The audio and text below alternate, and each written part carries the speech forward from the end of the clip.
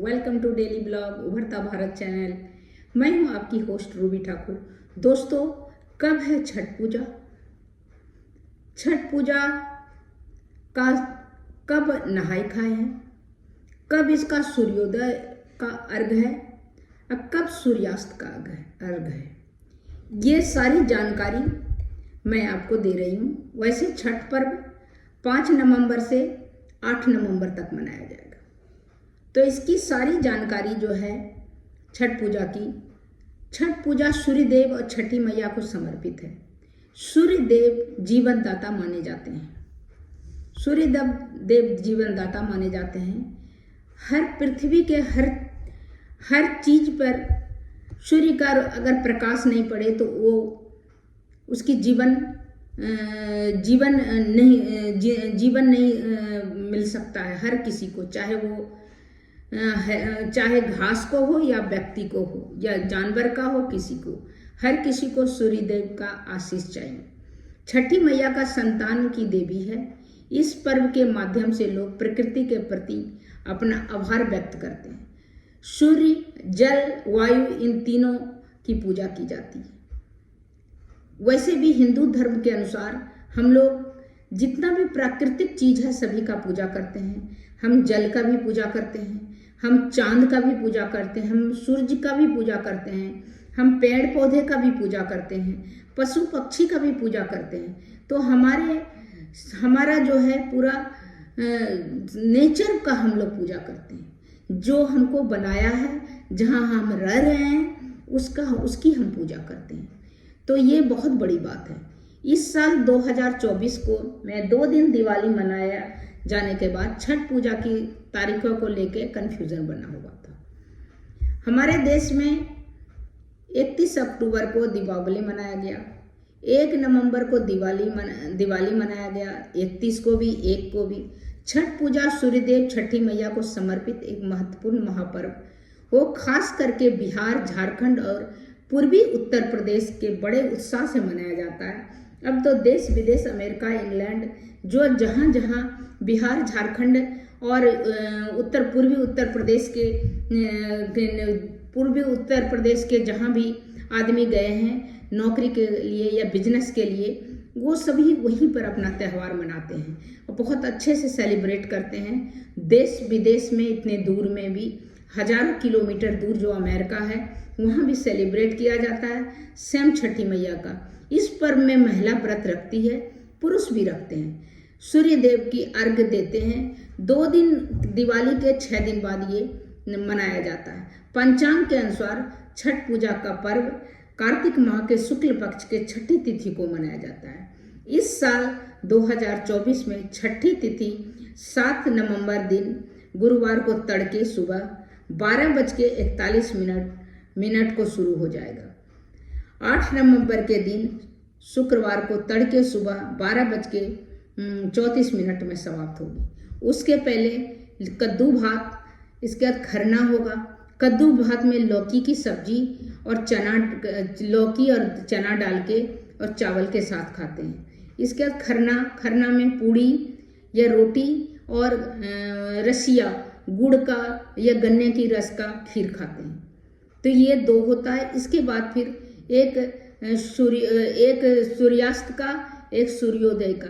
सुबह सूर्योदय का अर्घ के साथ साथ ये पर्व समाप्त हो जाता है। उदया तिथि के अनुसार छठ पूजा 7 नवंबर के दिन गुरुवार को मनाया जाएगा।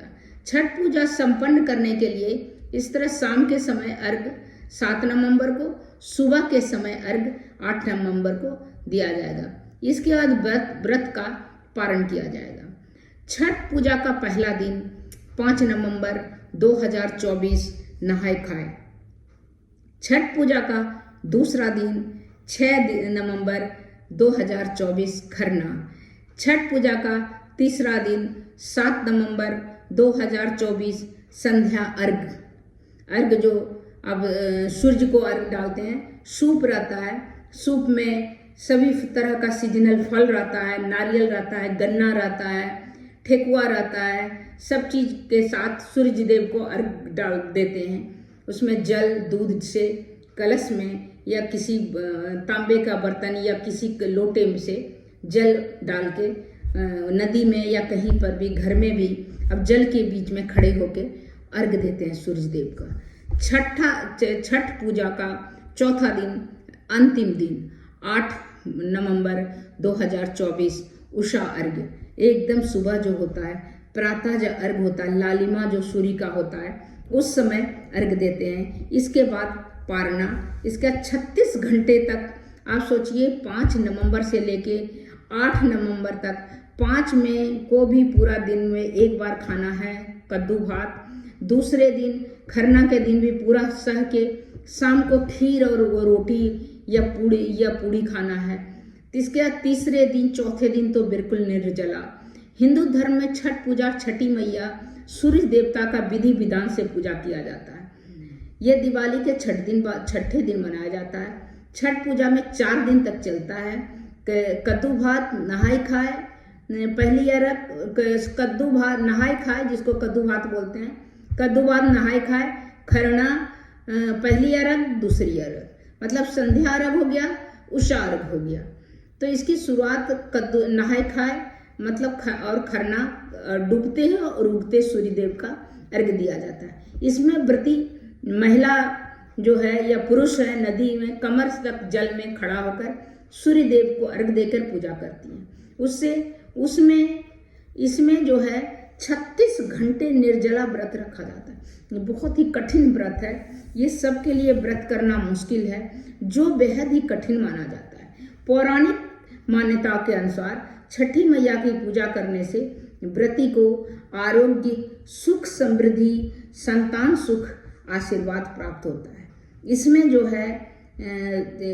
है छठ पूजा के लिए नहाय खाए की प्रतिक्रिया कार्तिक महीने के शुक्ल पक्ष के चतुर्थी तिथि से शुरू होना, यानी 5 नवंबर को, जबकि खरना कार्तिक माह के शुक्ल पक्ष पंचमी तिथि यानी 6 नवंबर को खरना पड़ेगा। फिर दिन भर निर्जला व्रत रख के शाम को व्रती महिला छठी मैया की पूजा करती है और प्रसाद ग्रहण करती है। इसी तरह 36 घंटे का निर्जला व्रत शुरू हो जाता है। छठ पूजा एक ऐसा महापर्व है जिसमें आपके विश्वास, श्रद्धा, प्रकृति के प्रति आभार है।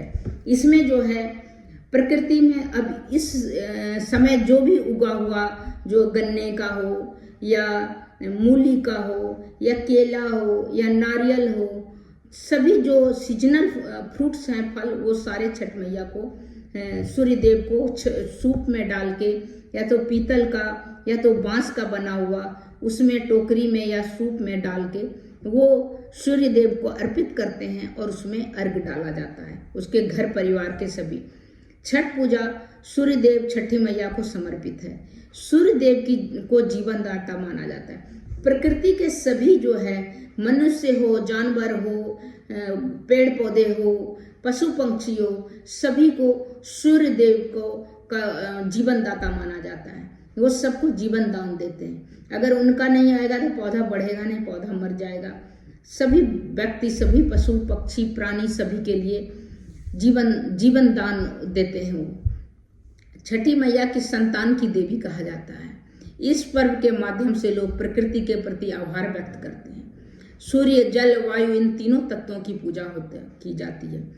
छठ पूजा करने से स्वास्थ्य और समृद्धि में वृद्धि होती है।